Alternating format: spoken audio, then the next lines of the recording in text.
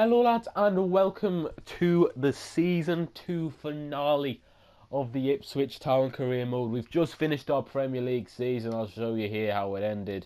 We basically did play the last game of the season as well as quite a few games. We played like the last month or so, and this is how things ended up. We ended up in 9th place, not bad at all, 53 points. Not bad at all for the first season back in the Premier League. 9th place finish, top half. You can't really complain, but we've got something more important to finish on. And I'm saying more important because this competition can define our season, and it will define our season. It doesn't matter really if we finish 9th or if we finish 17th, just outside the relegation zone, because you don't get anything for it. Basically, this you do. You get your FA Cup trophy, which is all fantastic, goes down in history, but you also get a chance to play in Europe, which I think is the next step for this club, and it all defines on this game here. You can see here that Spurs have played Premier League opposition from the round of 16 onwards, whereas we've only started playing them in the semi-finals. Granted, that was Manchester City who have challenged for the title till the very end, really. And you can see we also play Colchester and Scunthorpe, so we've had a significantly easier run until the semi-finals, where we're playing two of England's best teams. As well as that, I'm not actually sure if we're playing European football or not. I know it's strange to say, but we will be overtaking the 7th place team in the league, I think, which was Arsenal, if I'm not mistaken, Arsenal or Everton. If we lose, that's usually what happens, but you'll enter in like a lower qualifying stage, and I'm not sure if those qualifying stages are in FIFA. So I don't know. I don't know if we'll get Champions League, I don't know if we'll get European football in the Europa League if we lose to Spurs. But obviously I'm going to try everything in my power to win. That's enough of me blabbering on now. I'm going to get straight into this match and the lineup. We're going to play for it. But after this, we are going to have a look at the squad report and, as well as that, some of the leagues across Europe, see who's done what. So here's the lineup we've got for this game against Spurs. I've basically got my strongest team out. Obviously, you can argue, well, Emir Hughes is a higher rating than Andre Dezel, but let's be honest, Andre Dezel's probably been one of our players of the season, if not our player of the season. Definitely our young player of the season, where he's only, 20 years of age? Outstanding season for him. He's obviously playing. Abdullahi up front, just because Joseph Martinez hasn't played in a long time after he's recovered from that ACL injury. He is on the bench, and he can come on if needed. We've got Salabor and Ward either side. That's Grant Ward. Moy and Bishop just behind them. Back four of Kenlock, Conti, Webster and Aguirre, with Sam Johnston between the sticks. He's now the same rating as Brad Jones, who's probably leaving at the end of the season. Right, it's all or nothing. It pretty much defines our season. A hell of an occasion to go to the FA Cup final. Really don't want to lose it. Son. Into Johnny. He's giving it to Harry Kane, the top goal scorer, one of the top goal scorers in the league. I thought that might have just gone in there. I think he's the second top goal scorer in the league behind Lanzini, and obviously a man we've got to look out for. Lovely first time ball from Kenlock after Abdullahi's fed it out to him. Grant Ward's going to look for the ball. It's Dozel. Close for him. And we forced a save, the first of the match, from Hugo Lloris. And unfortunate for us that it's not gone in there. But, at least we're creating chances. Salabro trying to get the ball away from these dangerous players. In Teddy Bishop. He's going to take a touch. Doing a shoot. Forces a save from Hugo Lloris, and now it's Ari, what's his name? Moy does get an interception. Kane back flicks it, gives it to Ericsson. Kane's going to have another shot and scores. 20 odd minutes into the game, Tottenham have their first. It's through Harry Kane. Who else but Harry Kane? He celebrates in front of his fans, and what a moment for him. One of the best goals he's going to have scored in terms of the importance of it. To win Spurs probably their first trophy since he's burst onto the scene. It's important that, it's a great ball from him. He's just got it back there and the space is opened up for him. He's finished it in the top corner. It's a fantastic goal, and it's been mostly Tottenham, so you can't say they don't deserve it, but obviously we've got to respond now. Harry Kane again, the goal scorer for Spurs. He's just holding the ball up and passing it beautifully, which I'm very jealous of. Son now tries one from distance. They are peppering our goal with a load of chances. Find him. Dozell gives it wide to Kenlock. Kenlock wants to feed it back through to Dozell. He's got the ball. He's going to try and take the touch past his man. He's going to shoot near post. Eric Dyer and Victor Wanyama, a couple of blocks from them, sees Tottenham clear it out for a throw. Aguirre. He's giving it forward here. Dozell, Abdullahi, he wants to give it back to Dozell. And Dozell's actually got onto it. He's going to shoot near post. Forced a save from Lloris on the rebound. Arit is there, the one to head away. But we are putting pressure on them. We are getting chances. We need to take one of them sooner rather than later, though. Aaron Moy does cut inside. He's going to try and do something here. He's going to pass it to Dozell. And Lloris can't keep hold of it. It's a goal for Andre Dozell, and it's 1-1 just before half-time. That is a crazy goal, but it's something you'd see from Hugo Lloris. He has got a mistake in him, despite being one of the classiest keepers you've seen. What is that? Oh my word, it's hilarious. Off his knee. It's got to be a Hugo Lloris own goal. He can't gather it. That's just hilarious. And what a time to make a mistake like that. Yeah, it's a Hugo Lloris own goal, all right. And we've got a lifeline. Looking for a run there. No one's really providing it, so he's giving it back to Grant Ward. Back to Moy. Salabor. Salabor into the feet of Abdullahi. He's giving it to Andrew Giselle.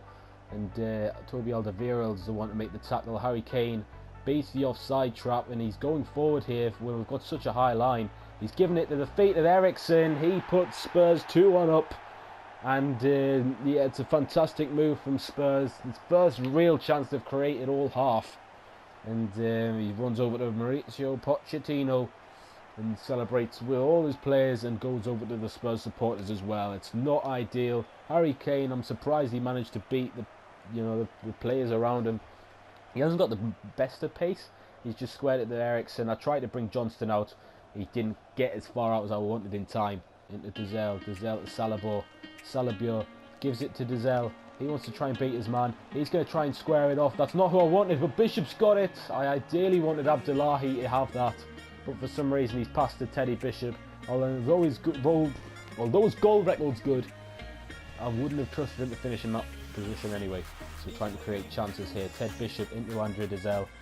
He's just going to wait for a pass here. He's giving it to Suleiman Abdullahi. He's going to shoot from outside the box. Lloris gathers this time.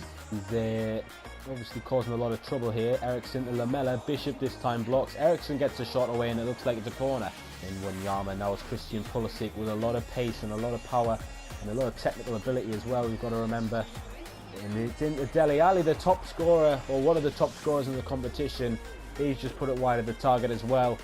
Heading into the last 10 minutes here, we're getting desperate. He's being pushed over. Dembele's still got the ball. He's giving it to Harry Kane. He touches, shoots and scores. 3-1 Spurs. This might be heartbreak for us now. I can't really see a way back unless there's absolute drama.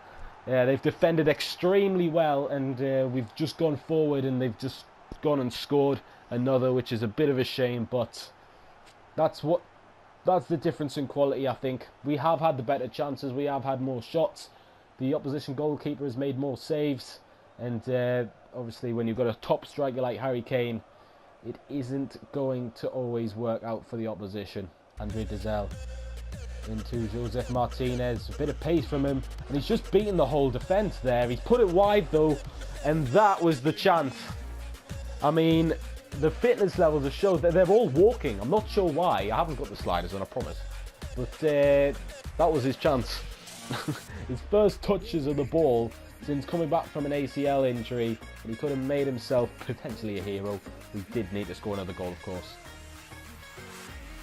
Pulisic, and that's deflected off Ted Bishop, and it's made it for a most definite unfair scoreline. But you can't say Tottenham haven't deserved it. They've been absolutely fantastic, and we've just got to hold our hands up. Obviously, there's still a lot of unfinished business as far as we're concerned. It's disappointing, as we did obviously want to win this trophy, but Tottenham have proved a step above in the end. There it is, full time. Tottenham Hotspur win the FA Cup in 2019.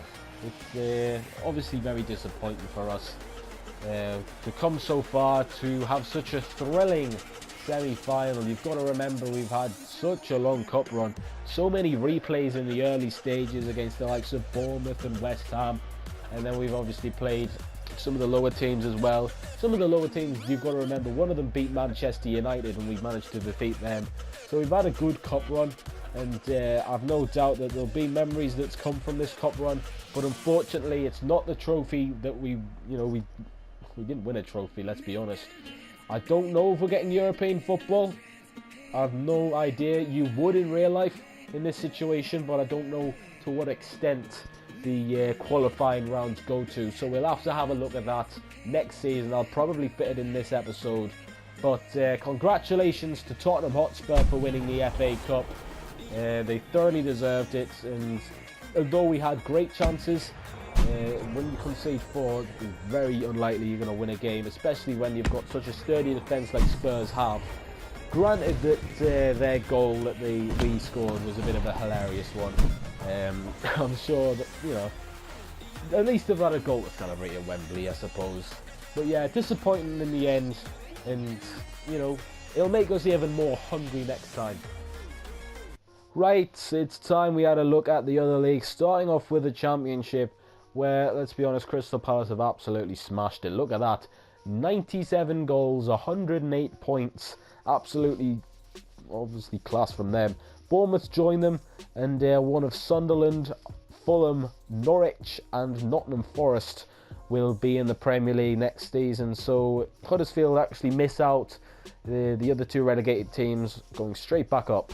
In France, Monaco have won a tight title race against PSG. Marseille were also in the frame, but they kind of dropped off near the end, it seems. And we've got what you'd expect. There's no real surprises there. You've got the likes of Lyon, Toulouse, Lille. So yeah, it's what you expect. In Germany, we've got Bayern Munich winning the league on goals scored. They won the goal. They won the league by 1 goal scored. That is absolutely sensational. They got the same record: 22 wins, 7 draws, and 5 losses for each of them. I mean, if you're still watching and you're having a look at this, have you ever seen a title race in FIFA? I haven't. In Italy, it's a bit more straightforward. Juventus have won the league by a massive 11 points over AC Milan. You've got the teams you'd expect again up there. There's no real surprises. Mexican League, Guadalajara have won it. Again, probably not too unexpected. You have got some, Tigres in America should probably be a bit higher up, I would have thought, but Guadalajara you'd expect. Going on to the Netherlands, we've got Ajax and Feyenoord at the top, PSV, AZ, there's these teams that you expect to be where they are, and, it's not surprising Ajax have won the league. In Portugal, we've got Sporting Lisbon winning the league, Porto actually in 4th place, but they are only 4 points off the title. Again, the title being very tight between Sporting and Benfica. Obviously, Sporting winning it on goal difference. I must add that they've got the same record as well. 23 wins, 7 draws and 4 losses. They've got the same points, they've got the same record. Obviously not as tight as the title race in Germany, but, it's still pretty crazy. In Scotland, it's, as you'd expect, Celtic absolutely dominating the league with Rangers in 2nd. No real surprises there. Aberdeen probably should be a bit higher, maybe Hibs as well. In La Liga, Barcelona have won the league. They've got the best record out of anyone. Real Madrid just drawing too many games in the end, and Barcelona come out victorious. I'll go through the European competitions now. We've got Bayern Munich winning the Copa Europe. Obviously last season's Champions League winners and last season's Europa League winners. In the Champions League, the winners were Manchester United. They've completed a double with the league and the Champions League. They've beaten Real Madrid. That must have been on penalties or away goals. It must have been away goals. And then they've obviously played Juventus, Inter Milan, and then beaten Atletico Madrid in the final. Very good, impressive run from them. The Europa League was won by Borussia Dortmund, so they have got a trophy after harshly missing out on the league title. They've beaten Galatasaray in the final. Last year's holders, Everton, went out to Napoli on away goals. And that's pretty much it in terms of the leagues. I'll probably round it off with a bit of a squad report. You can see here the squad. It can be improved on. The keeper is the main point I think I'm going to go for next season. And depending on who departs the club, we'll have to bring in new faces as well. So leave your suggestions in the comments below. I'm going to go through a squad report now. So here's the stats. I'm not sure whether to do the stats or the attributes. We're probably going to go for the stats and see what's happened here. In total, we've got 7 clean sheets and 46 appearances for Brad Jones. Not all down to him, but his defence, you know, kind of let him down as well at times, but he hasn't helped himself.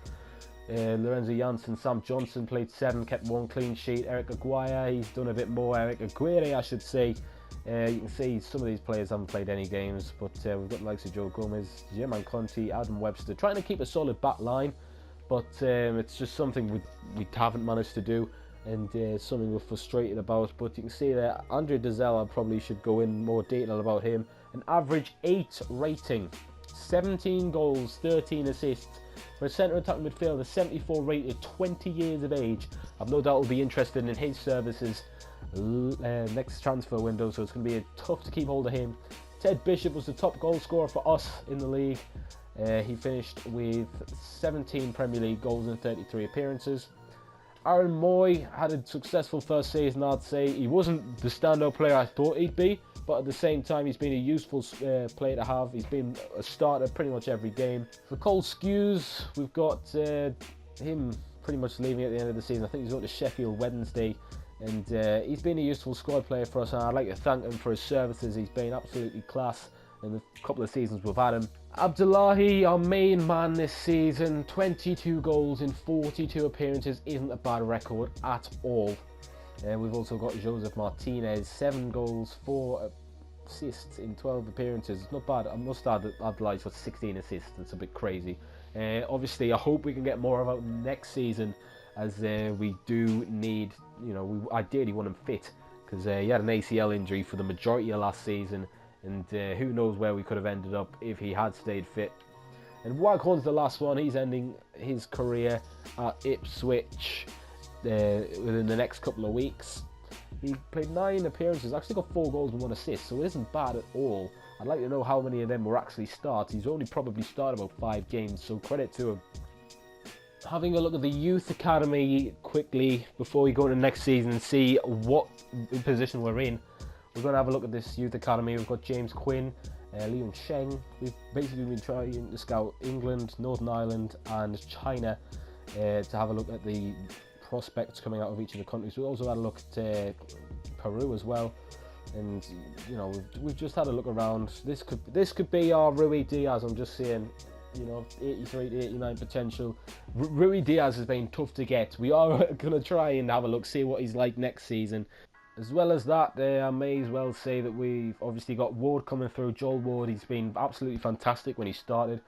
He's got a couple of goals as well. We've also got Janssen, our goalkeeper from the Netherlands, and he has got decent stats. He's 6'5", 16, 68 rated. I can see him starting quite a few games when he gets to that rating next season.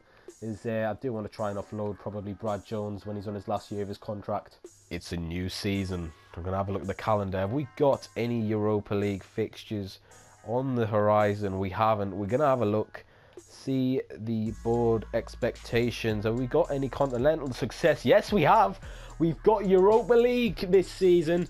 Of course, we're going to have to go through some qualifiers to get there, but it's a massive step in this career mode as we head to the Europa League to play European opposition. It's obviously the matter of the qualifiers to get through first, but that could be a huge step in this season, and it adds an extra dimension to what we can achieve as a club.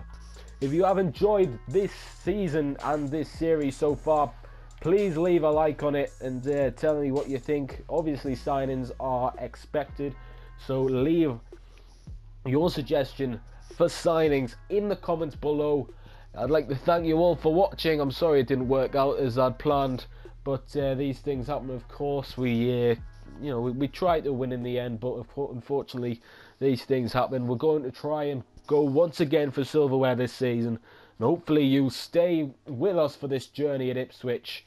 I'd like to thank you all once again for watching, and I'll see you later.